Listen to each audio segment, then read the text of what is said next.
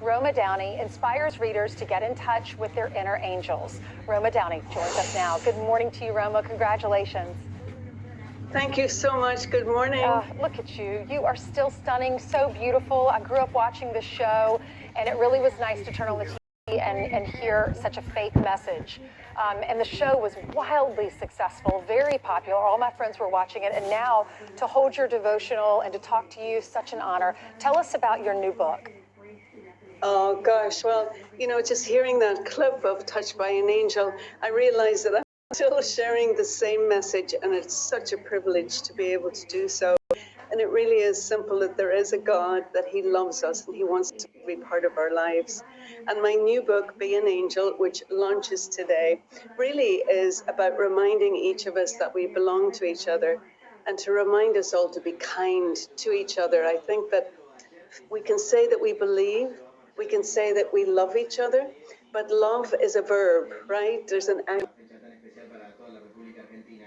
call to it. And so at the end of each chapter of Be an Angel, I make a suggestion of ways to be an angel, ways to show kindness, ways to step out and make a difference in somebody's life. And I think that, you know, at this time that we're living in, there's just so much mean-spiritedness out there, particularly on social media, that I wanted to add a book into throw my hat in the ring and say, remember when we used to be nice to each other, guys?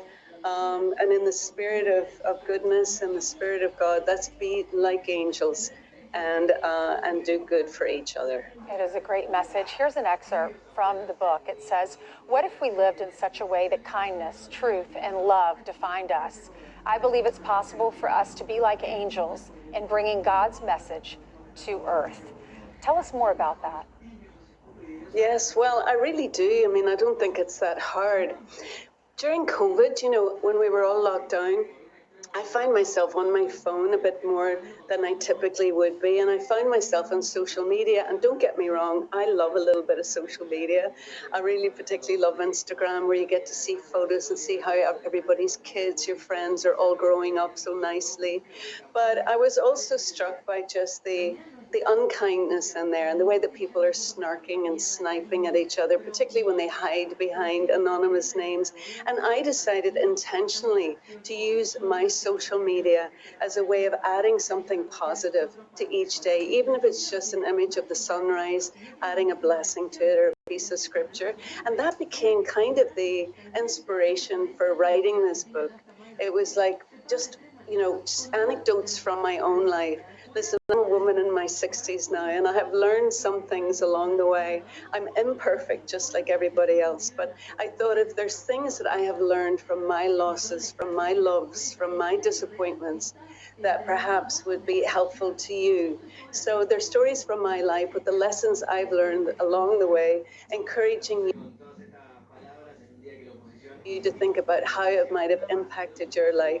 And then, as I say at the end of each chapter, suggestions to be an angel, everything from maybe just randomly buying the person behind you in line for a cup of coffee, to, you know, intentionally praying for somebody that you know could use some prayer in their life right now. So excited, it comes out today. You know, it takes a long time to get anything made, as you know.